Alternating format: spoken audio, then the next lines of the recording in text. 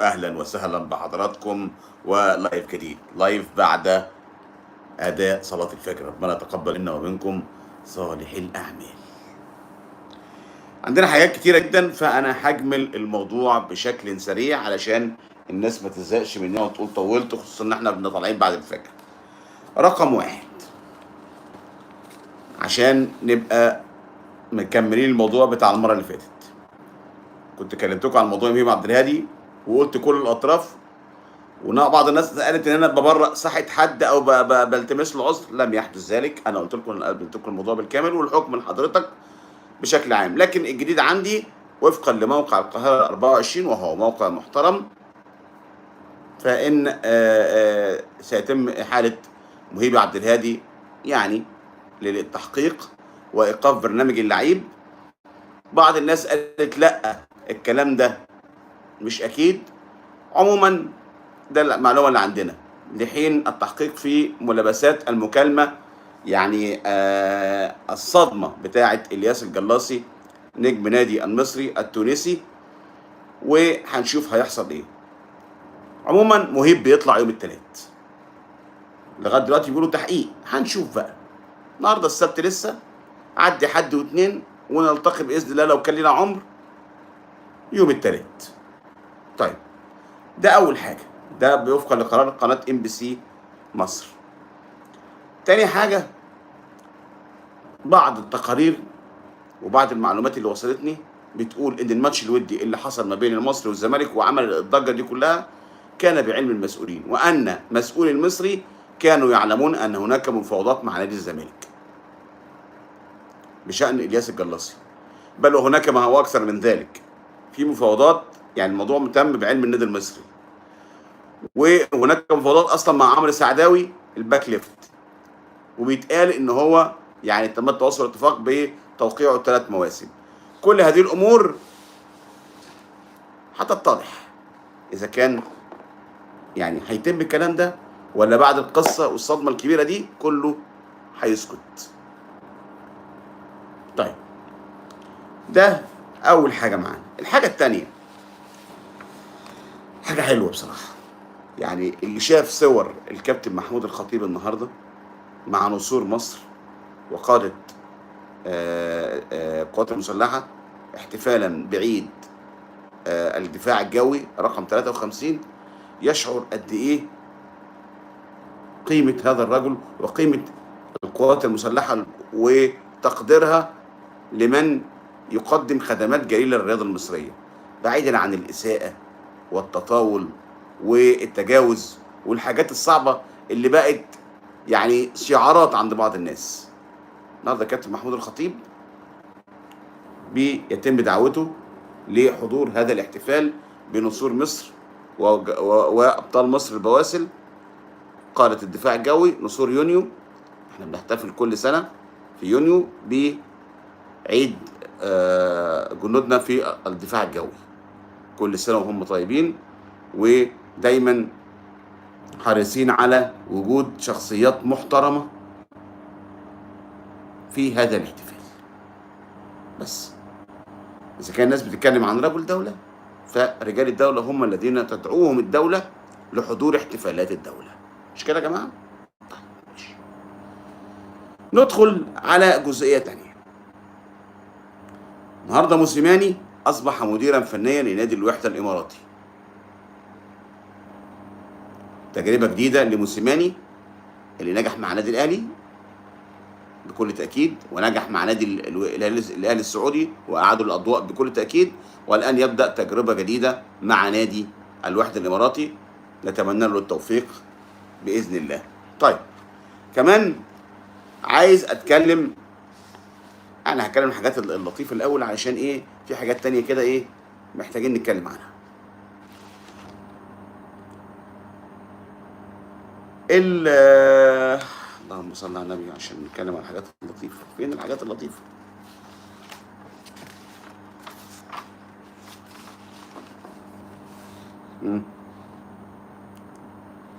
ماشي، اوكي. النهارده يعني الزفر الاماراتي كان اخونا عمر ربيع ياسين اتكلم عن ان رسميا ايمن الرمادي مديرا فنيا لنادي الوحده الظفر الاماراتي. يعني مش هكدب الخبر، لكن انا كلمت الكابتن ايمن الرمادي. انا عارف ان عمر برضو راجل له مصادره وحاجه محترمه يعني، عشان بس نبقى عارفين، بس انا حبيت استوثق من الخبر بشكل اكتر. فالحقيقه الكابتن ايمن الرمادي قال لي انه لم يوقع رسميا حتى الان، لكن بالفعل في مفاوضات مع نادي الظفر الاماراتي، ومنتظرين لحين تعيين مجلس اداره جديد لحسم الموقف، ما يعني ان الكابتن ايمن الرمادي سينهي علاقته بالنادي أسوان نهاية هذا الموسم. طيب كمان كابتن علي ماهر يعني في مفاوضات مع فيوتشر، يعني مع شهاده القبائل الجزائري، وانا بقول لكم علي ماهر مش مستريح للبقاء في فيوتشر، وعنده مشاكل كتير، عنده مشاكل ماليه، عنده مشاكل مع بعض اللعيبه. يعني ناصر ماهر النهارده بينقطع عن المران اليوم الثالث على التوالي، وكان عنده مشكله قبل كده مع ناصر ماهر. فيعني ما اعرفش ان الموضوع بقى صعب. هل بقى ناصر ماهر هيمشي يروح الزمالك زي ما بيقولوا؟ هل علي ماهر هيمشي ويسيب فيوتشر؟ يعني الكلام كتير قوي على فيوتشر، وبدا الكلام يطلع النهارده في اكتر من اتجاه ان فيوتشر ممكن يندم في كيان جديد، لكن الله اعلم بالقصه ايه. طيب عايز بقى اتكلم عن، خلاص كده القصه دي خلصت، قصه سيف فاروق جعفر، لانها اثارت جدلا قويا جدا. النهارده كابتن ميدو اتكلم بشكل شديد، لم يذكر الاسم صراحة، لكن هو بيتكلم مش بفزورة، بيتكلم عن أسامة نبيه. بصرف النظر عن الكلام الصعب اللي قاله ميدو، يعني ما ينفعش يتقال على الشاشة، يتقال كلام يعني صفات لا يصح انها تتقال، كلمة حاقد، كلمة كاره، كلمة غل، ما ينفعش تتقال الكلام ده على الشاشة. حتى لو انت عندك مشكلة، حتى لو انت شايف ان هو يعني زي ما بيقول مش مراعي نادي الزمالك، ما ينفعش اقول الكلام ده. شاشة المحور غير شاشة قناة الزمالك، غير شاشة قناة الأهلي، غير كذا غير كذا غير كذا. فقال إن في شخص كذا المفروض يعتبر من أبناء النادي كلم سيف جعفر وحاول يقنعه بإنه يروح بيراميدز ويسيب الزمالك، وزوجة هذا الرجل كلمت والدة سيف فاروق جعفر وحاولت تقنعها إن ابنها يمشي من الزمالك، وإن الكلام عن عودة سيف فاروق جعفر يعني ده كلام ميدو يعني. وقال الجمهور فاهم كويس قوي انت جواك كذا والناس كذا، والراجل ده يعني قبل كده تسبب في مشكله كبير جدا لكارترون وجهازه لما مسك مدير فني ولقى البدله واسع عليه. كلام صعب قوي. وخاف وقال لهم والنبي رجعوا لي فريرة قبل كده. ما كنتش اتمنى اقول الكلام ده لان دايما بحافظ على اولاد النادي. كل ده بتحافظ على اولاد النادي؟ يعني بصراحه ميدو مش عارف، يعني بتحافظ على اولاد النادي، كل ده بتحافظ عليه؟ وبعدين يعني الكلام اللي اتقال ده كل ده عشان اسامه نبيه ابنه راح لحته تانيه، ما اعرفش يعني اقول ايه. يعني ممكن الكلام ده الجمهور يعني بيخش في حاجات كتيره جدا في موضوع رمضان، وانا قلت واحد من الناس مثلا يعني عشان بس انا بقرر رمضان تحديدا، يعني قلت الراجل خلاص راح بيراميدز واختار طريقه، ايه المشكله؟ هل خسر الاهلي؟ الاهلي خد بطولات بعديه. هل سين او صاد او عين؟ ففكره ان احنا نطلع فلان يعني بشكل صعب ملوش لازمه يعني الموضوع مش كده. بعدين يوسف لو كان عايز يوقع ايه اللي منعه؟ بابا اللي منعه يعني؟ مش عارف ليه. وكمان الراجل قاعد سيف فاروق جعفر، طبعا ان سيف زاهر النهارده قال ارقام حتى ميدو ضحك يعني، بس انا ما اعرفش الارقام دي مالها صحتها. ان تعديل عقد سيف فاروق جعفر عشان يبقى السنه الاولى 7 مليون، السنه الثانيه 8 مليون، السنه الثالثه 9 مليون.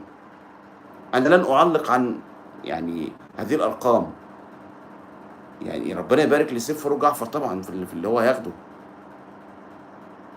في ناس قالت ان كابتن اسامه رد، انا مش هخش بقى في قصص الطويله، انا مش عاجبني اصلا المسلسل كله سواء هنا او هنا، ما احبش الكلام ده. لكن هو ابراهيم سلام يقول لي متى سينتهي مسلطه تقطيعك في الزمالك؟ هو انا اللي بقطع في الزمالك دلوقتي يا ابن الناس؟ انا بقول لك كلام ميدو وكلام اسامه نبيه. وكلام سيف زاهر النهارده اللي هو قال 7 8 9. هل ده طبيعي؟ يعني الشيء بالشيء يذكر يا جماعه. يعني دلوقتي في نوع يعني من الغضب المكتوم من بعض جماهير الاهلي ضد حسين الشحات. ليه؟ عشان حسين الشحات لم يحدد موقفه من التجديد.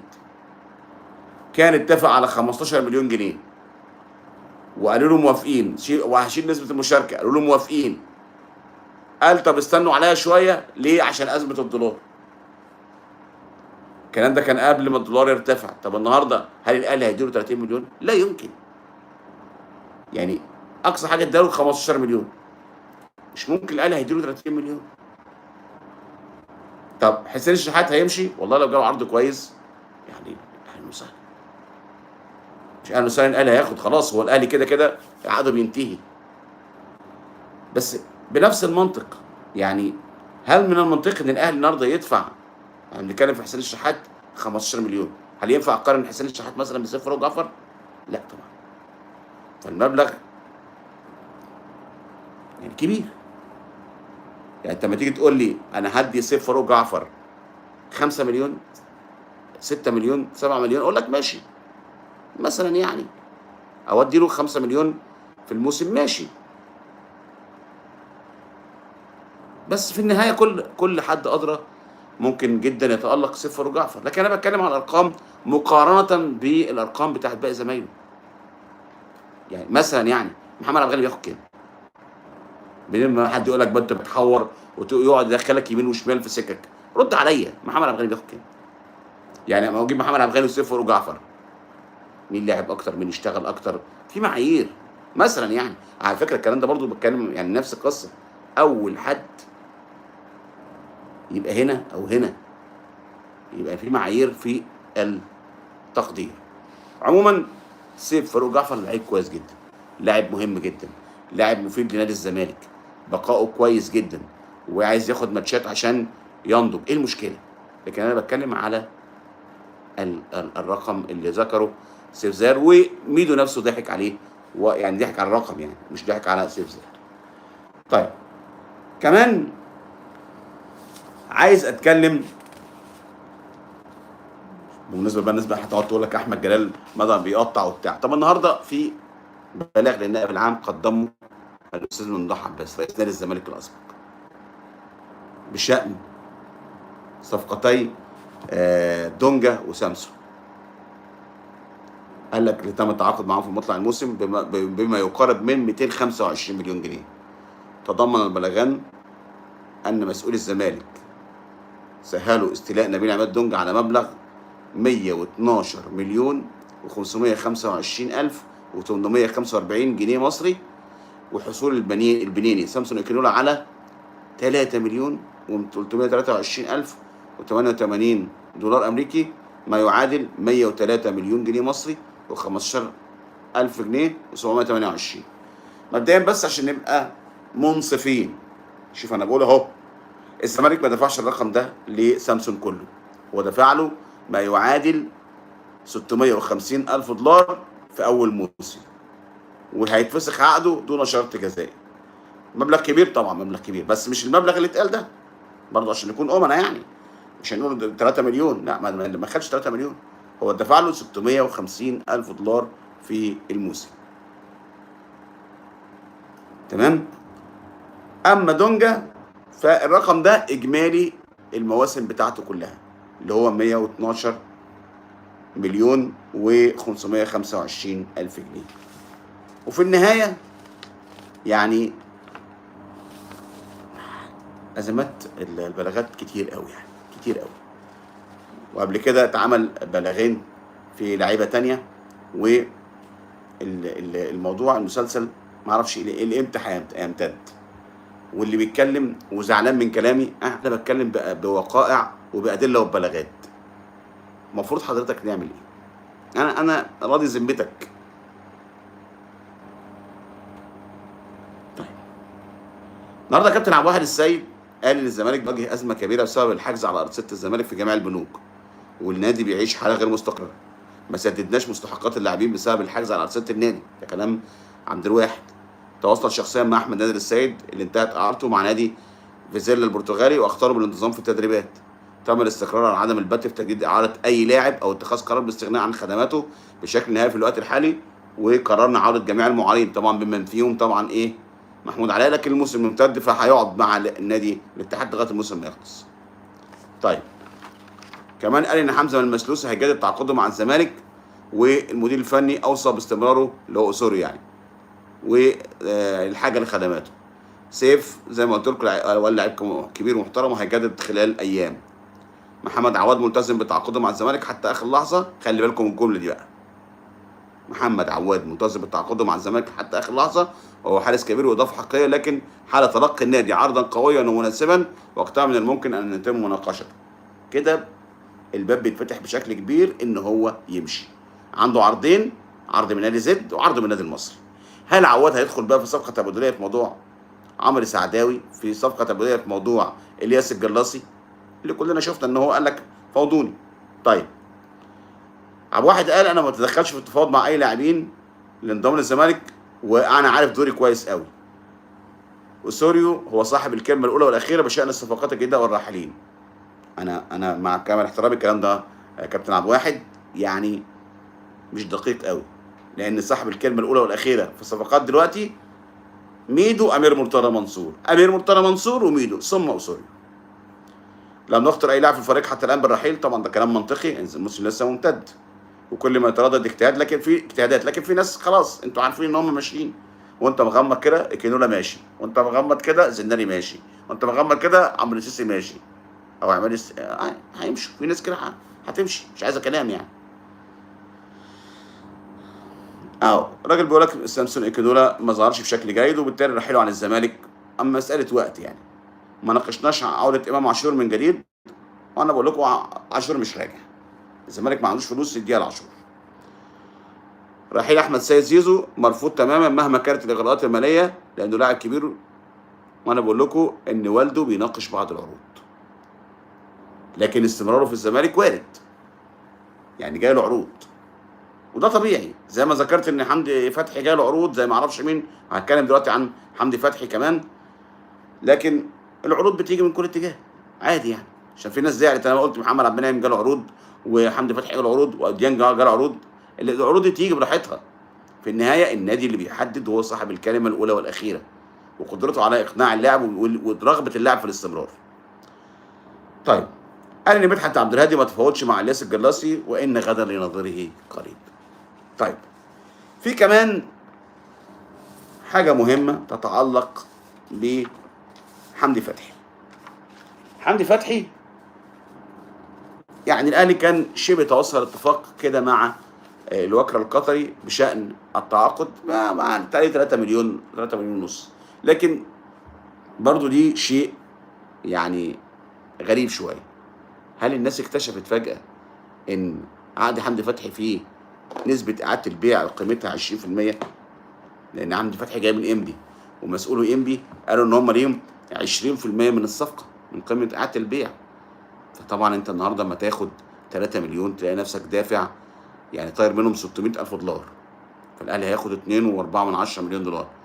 فبداوا يطلبوا لا الصفقه توصل ل 4 مليون دولار عشان الوكر القطري. طبعا دي كانت مفاجاه لان كان شبه توصلوا اتفاق، وانا بقول لكم الكابتن الخطيب ما كانش مانع، بس بعد صفقه ال 20% دي فبدات الناس تتكلم. وعلى فكره اللي قال الكلام ده عشان نكون امناء امير هشام صديقنا العزيز. هل بقى الصفقه توصل ل 4 مليون دولار وبالتالي يحصل نادي انبي على 4 مليون؟ يبقى كام يا جماعه؟ اعتقد 800,000 دولار تقريبا، ال 20% تقريبا 800,000 دولار. هل الصفقه توصل ل 4 مليون دولار ولا حمدي فتحي يستمر في النادي الاهلي دون ان يخرج من الفريق في الوقت الحالي؟ دي كانت حلقتنا النهارده، مش هطول لحضراتكم اكتر من كده يعني. لايكاتكم وكومنتاتكم بقى على الفيديو عشان يتحط على المنصات. شاكر لكل من يتابعنا، شاكر لكل من يعمل شير. البيج بتاعتنا احمد جلال باللغه العربيه على الفيسبوك، الشانل اليوتيوب بتاعتنا احمد جلال باللغه الانجليزيه على اليوتيوب، وقناتنا الجديده الاعلامي احمد جلال فضلا وليس امرا. تعملوا سبسكرايب وتفعلوا الجرس يبقى كتر خيركم. شكرا جزيلا، تصبحوا على الف خير. السلام عليكم.